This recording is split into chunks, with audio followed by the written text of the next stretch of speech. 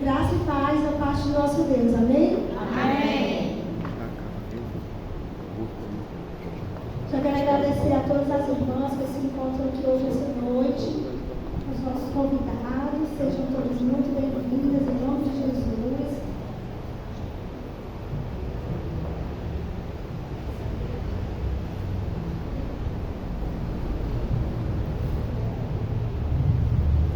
Só para saber, quem tem acompanhado desde o início dos cultos de mulheres aqui da igreja, levante a mão, quem está presente aqui. Pronto, para quem não sabe, nós estamos estudando um livro.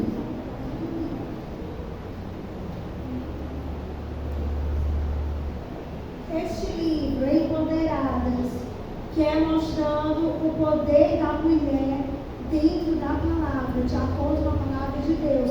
Porque o mundo nos apresenta o feminismo de uma forma, a mulher empoderada de uma forma, através do feminismo. Mas nós, mulheres de Deus, temos que entender que o nosso poder não vem de nós mesmos, o nosso poder vem do Senhor. E eu já quero convidar as irmãs para ir abrindo as suas Bíblias, lá em Salmos, no Salmo 5.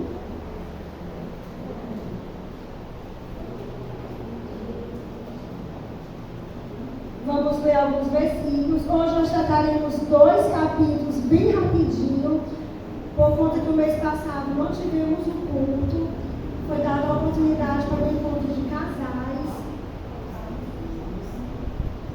E bem rapidinho nós iremos tratar sobre alguns assuntos. Sim.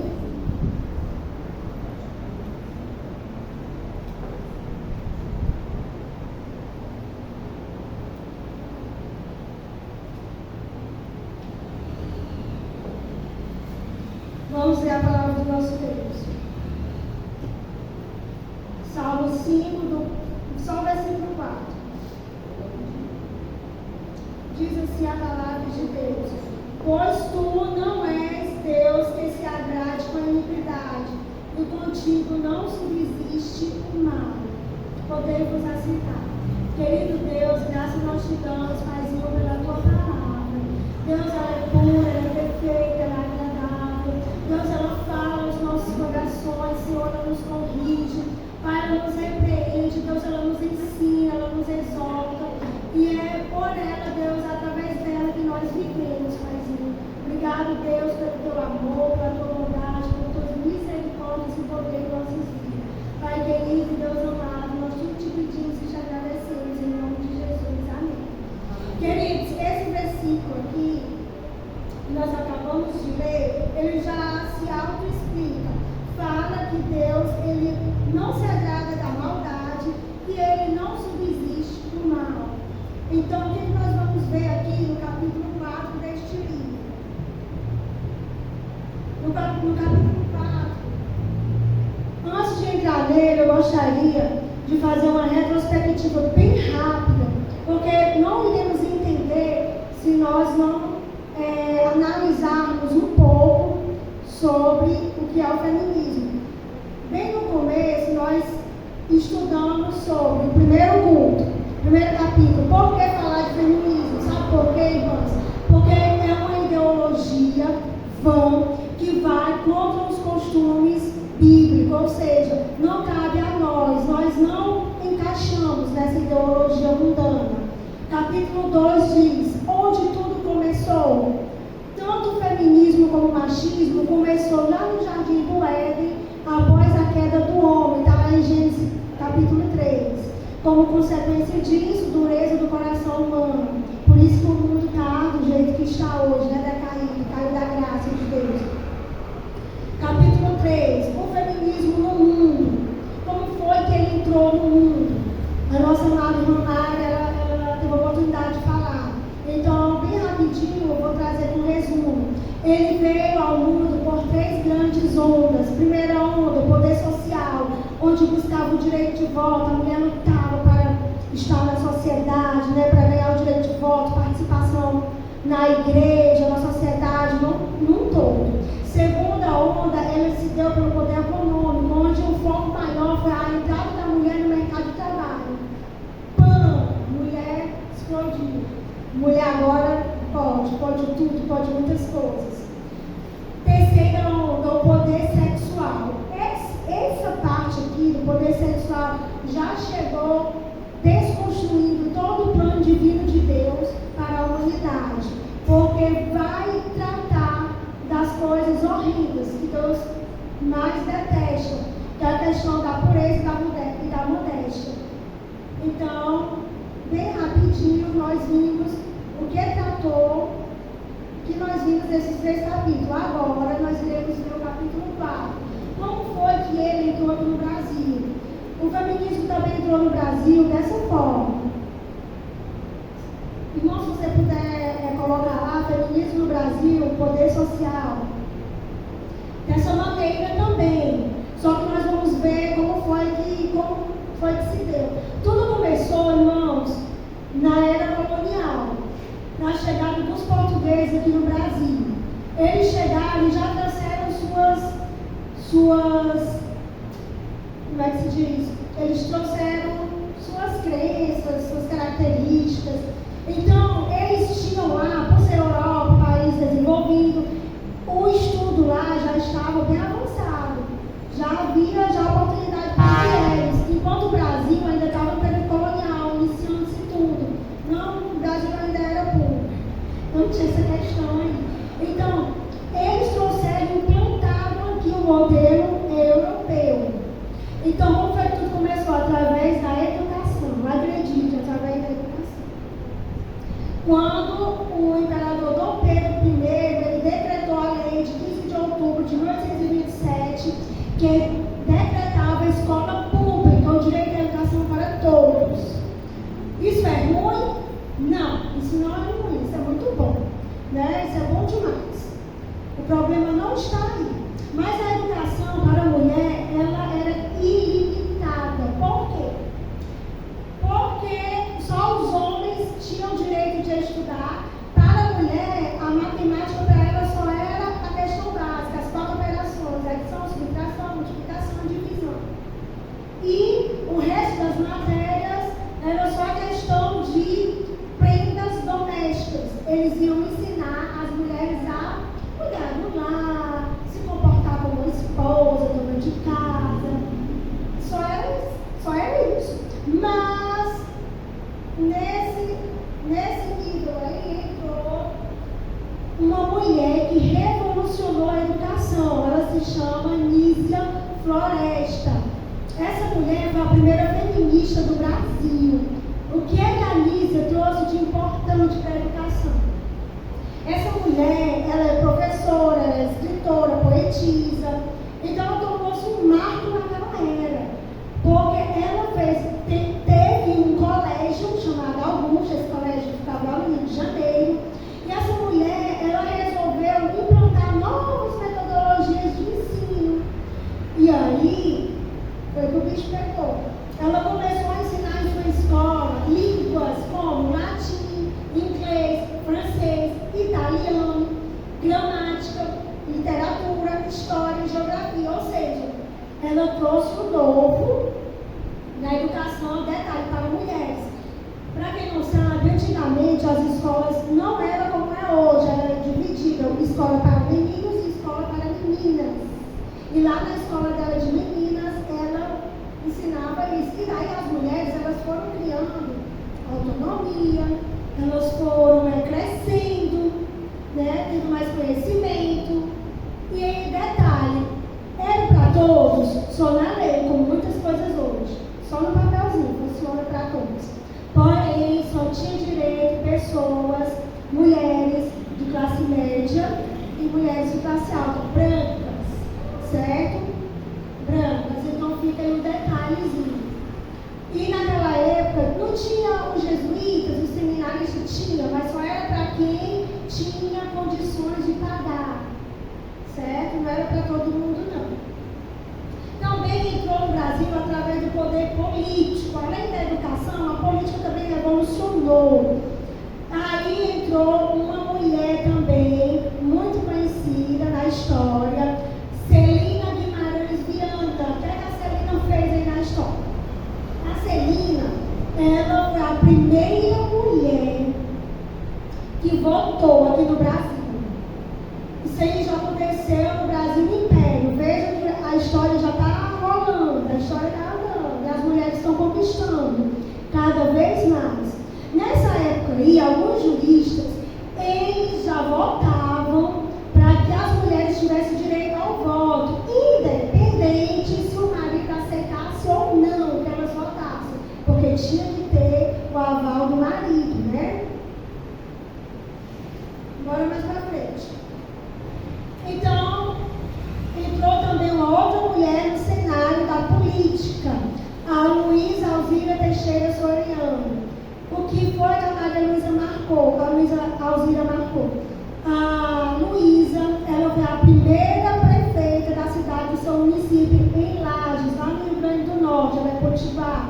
Então, essa mulher, ela revolucionou, né, pelo fato dela ser a primeira mulher que assumiu politicamente um cargo público, né? Então, ela revolucionou a questão política no Brasil. Ela não é feminista, inclusive, quando a filha dela era viúva, mãe de 3 filhas, ela era casada com um promotor de justiça, mas ela cuidou muito bem de sua cidade.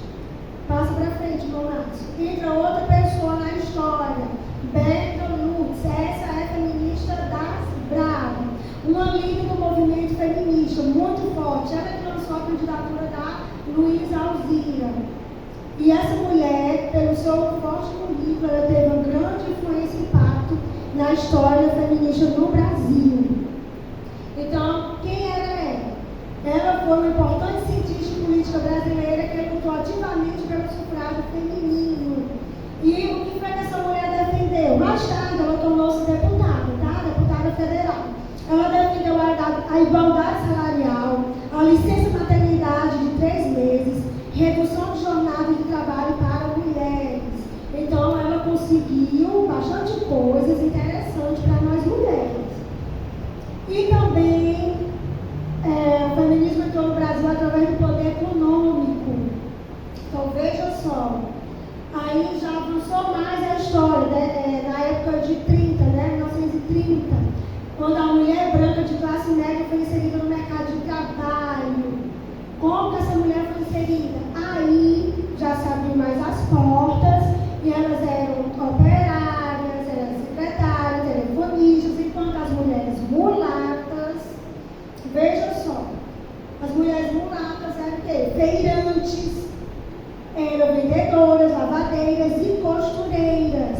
Na década de 40, quando avançou mais, né, foi crescendo o aumento do trabalho, da siderúrgica, da química, da farmacêutica, do automobilismo. E aí as mulheres foram ganhando espaço no mundo.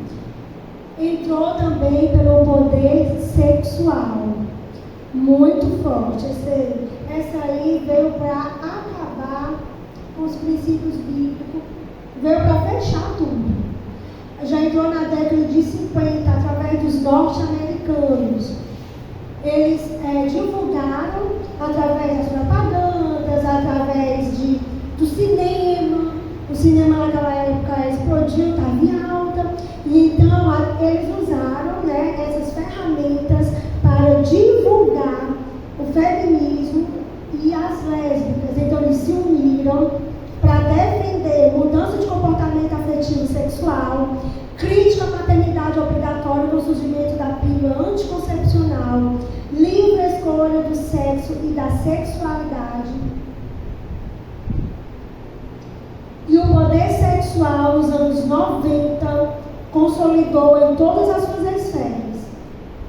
Foi avançando mais ainda, como proteção contra a violência doméstica, legalização do aborto, embate contra o assédio sexual e estupro, preconceito contra mulher trans, que eu nunca ouvi falar, inventaram, ou é mulher ou é homem, mas inventaram a mulher trans, preconceito contra as negras, obesa, mulher com deficiência e por aí vai.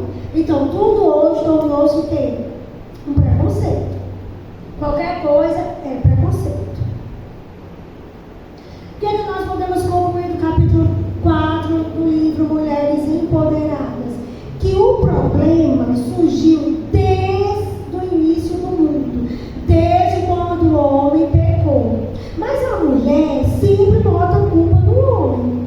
E aí começou uma guerra por poder. Uma coisa foi crescendo e não parou mais, ao ponto de ferir os princípios bíblicos e entristecer o coração de Deus, o Criador. Avante, capítulo 5. O que é que vai tratar?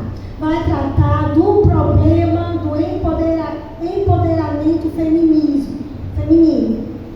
Agora eu quero convidar os irmãos, né, que eu sou aqui mulher aqui, para abrir suas Bíblias lá no livro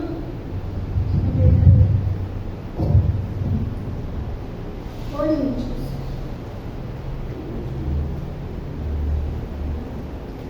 Segundo Coríntios 10, 3 a 5. Segundo Coríntios 10, 3 a 5. 5 minutos mais 9, 8 minutos. Vamos lá. 3 a 5 vai dizer assim. Segundo Coríntios 10, do 3 ao 5.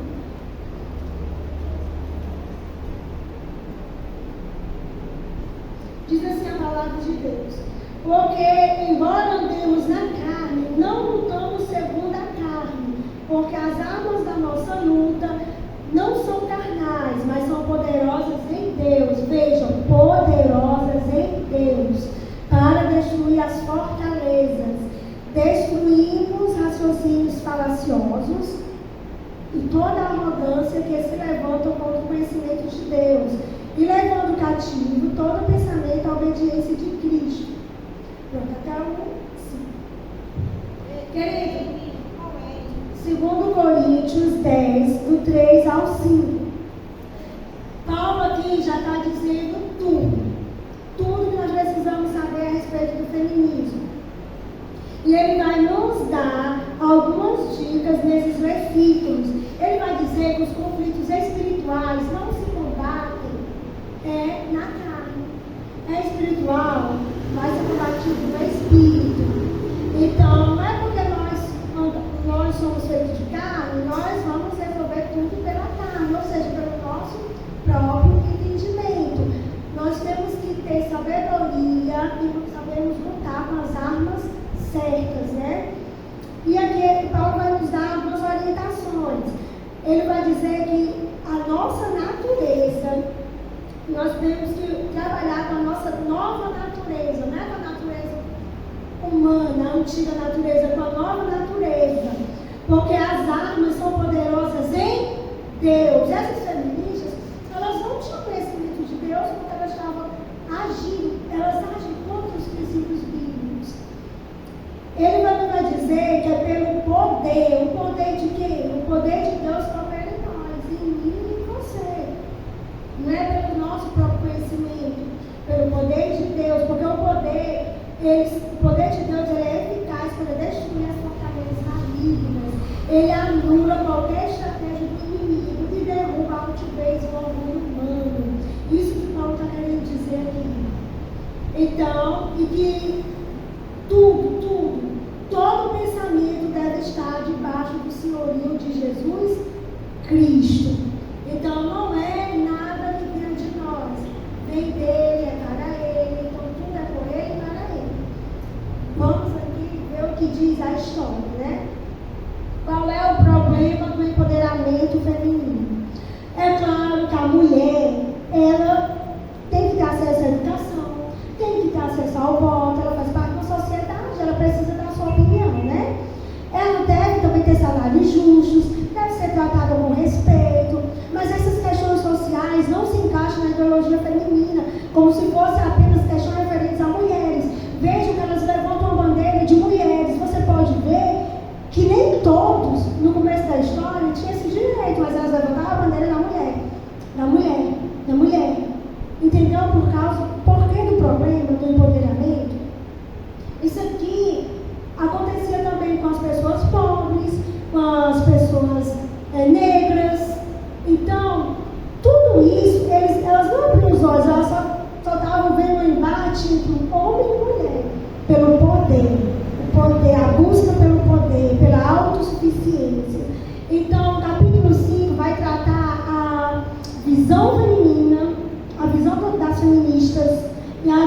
da cosmovisão bíblica. Então vamos lá, para o trabalho, né? Para o trabalho, o que as feministas dizem sobre o trabalho? Elas acham que uma mulher que tem seu trabalho, ela não depende de ninguém, ela não precisa depender de homem, ela não precisa casar, porque ela é uma mulher empoderada, ela é cheia de poder, ela trabalha, ela se sustenta, ela é dona de si. Mas como nós vamos para a Bíblia, nós entendemos o quê? Que a mulher foi criada por causa do homem, e o homem vem da mulher. Então um depende do outro, e os dois têm que viver ambos para Deus. Não é assim que a palavra de Deus ensina? Então, e essas mulheres, elas distorcem todo o princípio da criação, aquilo que Deus preparou para a humanidade, para a mulher e para o homem. Então está aí um problema. E como é que a Bíblia nos mostra a questão do trabalho? Como para a feminista é uma fonte de poder, liberdade, não preciso de homem, não preciso me casar, não preciso ter filhos, porque é meu corpo que as regras, então se eu quiser, tem a Bíblia anticoncepcional aí. Então, o que é que a Bíblia diz? A cosmovisão bíblica vai dizer que o trabalho para a mulher é uma fonte, é um chamado à produtividade. A mulher foi chamada para produzir desde o início do mundo. Gênesis, lá em Gênesis vai dizer que a mulher e o homem, Gênesis 1, 27 e 28, a criação. Quando Deus os fez, Deus chamou para eles cuidarem do mundo. Isso antes da queda. Eles tinham o dever de cuidar de tudo que Deus criou, com total dedicação. Nós também vamos ver lá na Bíblia algumas mulheres que trabalharam fora. E a Bíblia mostra como chamado à produtividade, que não tinha nada disso, de ser livre de casa. Eram mulheres casadas, mulheres que cuidavam da sua vida, da sua casa, da sua família. Bem rápido, um exemplo, eu vou só ditar, porque o tempo não nos permite. Priscila, Atos 18, Lídia, Atos 16, a mulher virtuosa do Provérbio 21. Então, todas essas mulheres são mulheres piedosas, que tinham seu emprego remunerado, que tinham seu chamado, que obedeciam a palavra de Deus e não precisava ter embate dentro da sua casa para se chamar de poderosa, para dizer que é uma mulher empoderada. Como nós podemos ser produtivos? Vejamos, de que maneira? Aí eu separei aqui algumas coisas. A mulher ela tem diversos papéis. Ela é filha, ela é mãe, ela é vó, ela é tia, ela é esposa. Então, como é que ela pode ser produtiva? Em casa, independente do seu papel, ela pode promover um lar piedoso. Ela pode contribuir na sua casa para um lar de aconchego, um lar tranquilo, um lar onde ela possa transmitir a presença de Deus, a presença do Deus vivo a que ela serve. No trabalho remunerado, como é que ela pode ser produtiva? Se dedicando àquilo que ela se estudou para se formar, ela se dedica, sempre expressando a pessoa de Jesus Cristo, porque ela não pode esquecer de sua essência, de quem ela não pode estar querendo se comparar às mulheres do mundo, ela não pode estar querendo ser uma mulher empoderada de acordo com a visão feminista, porque ela tem sim poder, mas o poder dela não vem dela, o poder dela vem de Deus, na criação dos filhos, pedindo a Deus conhecimento, tempo de qualidade, que hoje, irmãs, o que pega mais mamãe é o tempo de qualidade, porque o tempo corre, o tempo voa, e nós, como mulheres, temos diversas tarefas, como eu falei aqui, o papel da mulher, ele é imenso. Então, com seus filhos, o tempo de qualidade, ensinando a Deus a palavra, mostrando o caminho, Provérbio 22:6, ensinando a criança no caminho que deve andar, embora quando ele crescer, mesmo que ele saia, ele não vai esquecer, porque ele teve fundamento, ele teve princípios, os pais, a mãe em especial, ensinou a ele, né? Então, no relacionamento com o marido,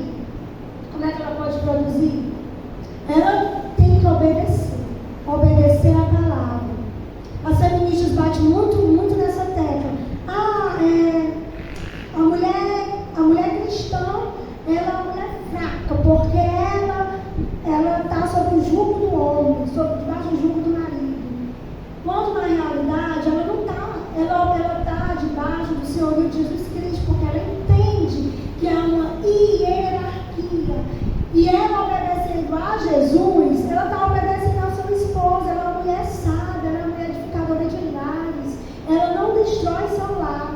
E elas não conseguem ver porque elas não vivem, elas não têm o privilégio e nem se permitem ter o privilégio de viver a palavra, acompanhando a caminhada espiritual de alguém.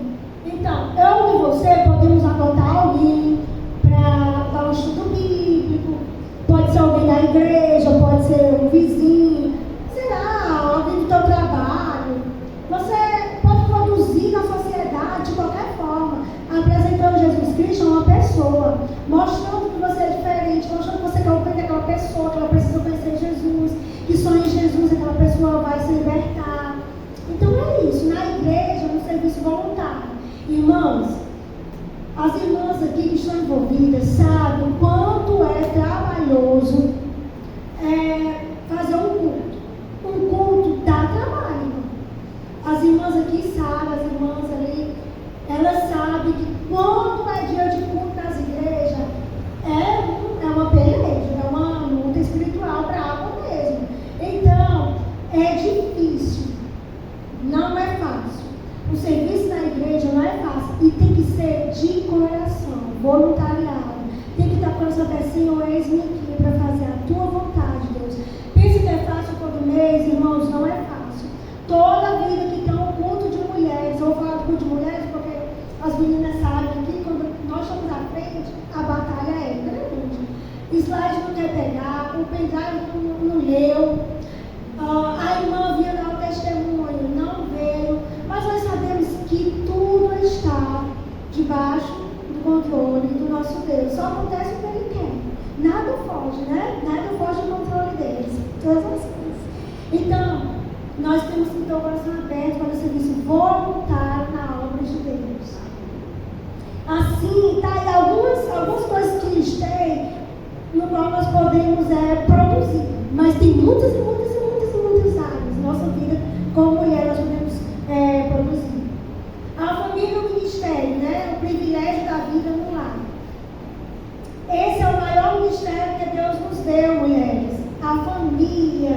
A família foi criada por Deus, constituída por um homem e por uma mulher. E ambos têm que viver para a glória de Deus. Esse foi o ministério que o nosso Deus entregou em nossas mãos.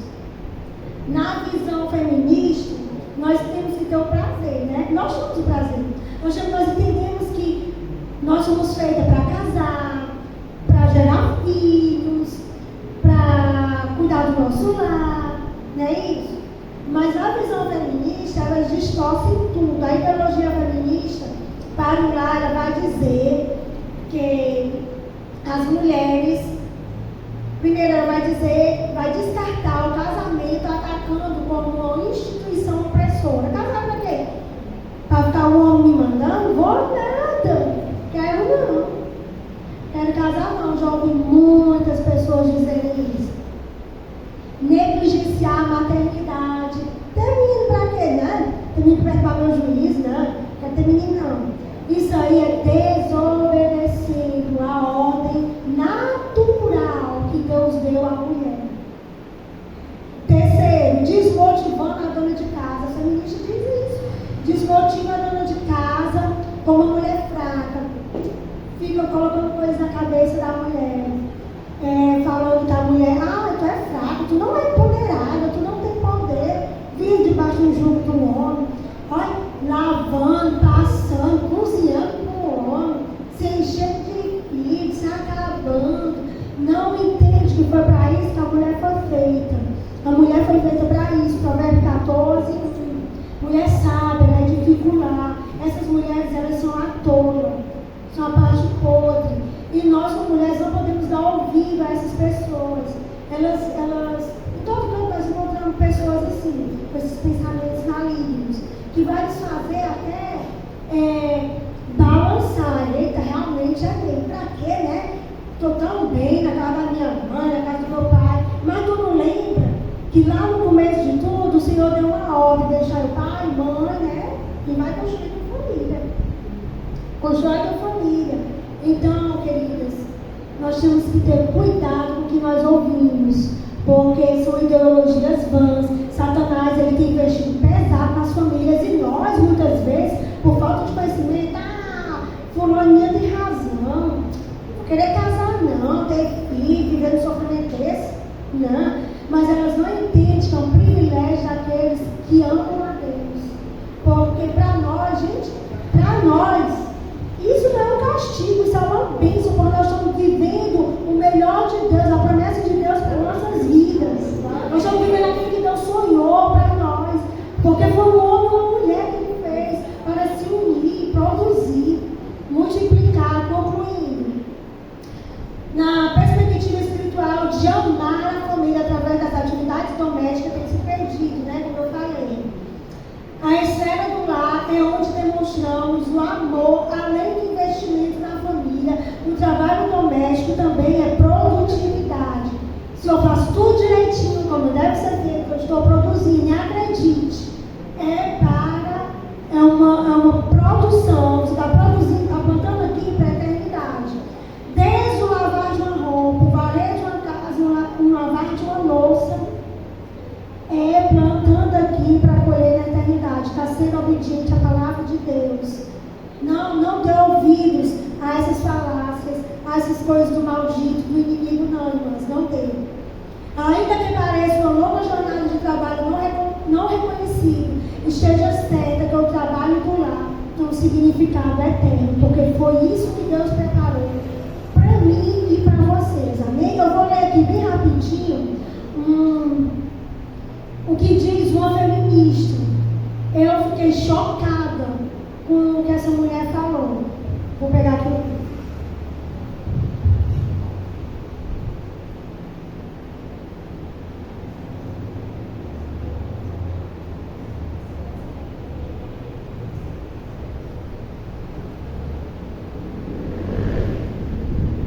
Uma feminista, ela tem vários relatos, sabe, irmãs, de feministas aqui nesse livro, mas esse me chocou, porque veja só a amargura da alma dessa mulher. Olha só o que ela diz, abre aspas: faço parte da Irmandade das Inférteis, sou uma solitária e sem filhos, totalmente consumida pela vontade de ter um bebê. Eu estou tentada a abrir a janela e a gritar: ei, Glória, ei, Germane, ei, Kate, diz aí qual a sensação de acabar sem bebês, filhos do seu próprio sangue. Valeu a pena ter o útero vazio pela sua ideologia? Ela está arrependida, porque ela percebeu durante 40 anos de sua vida que ela perdeu defendendo uma ideologia vã, e ela está arrependida porque ela não produziu filhos. Acredito que essa mulher reconheceu que ela foi feita para gerar filhos, para casar, para fazer a vontade de Deus. Então, gente, é muito triste o relato de uma mulher dessa. Enquanto quantas mulheres por aí quer ter o privilégio, quer casar? Antigamente, ouvia-se falar de que mulheres sonhavam com casamento, né? Com príncipe, né? Sonhava com aquela vida. Certo, casamento não é isso. O casamento não é uma coisa, não é um conto de fadas, mas também não é algo horrível. Foi algo que Deus planejou para nossas vidas, e nós sabemos levar o casamento da maneira que Deus deseja, dá tudo certo. Dá tudo certo. O que foi que ele seria fácil? Não vai ser fácil esfera alguma na tua vida. Ou tu com filho, ou tu sem filho, ou tu solteiro, ou tu casada. Tu vai enfrentar algumas dificuldades, independente de qualquer coisa. O que nós queremos dizer? Nós queremos dizer que nós temos que fazer a vontade de Deus, esquecer as ideologias vãs, aquilo que não agrada ao nosso Deus. É isso que Paulo está querendo dizer. Eu quero convidar aqui nesse momento a irmã Mari e a irmã Márcia, porque nós iremos entoar um louvor, e se você conhece, você também louve conosco. Fique de pé, fique em espírito de adoração, feche teus olhos e louve a Deus conosco.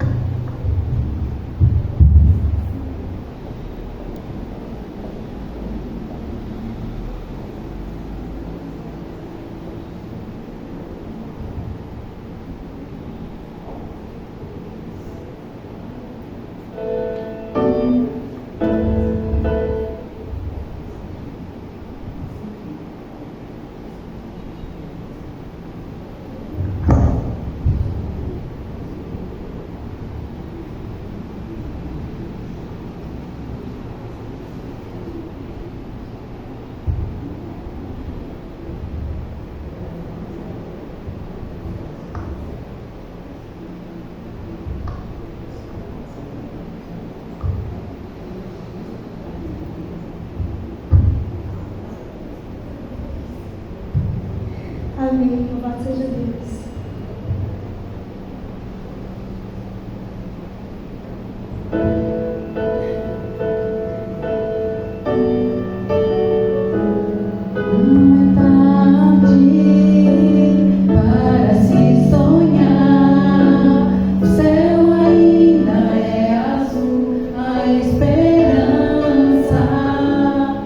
Olhar no olhar de uma criança.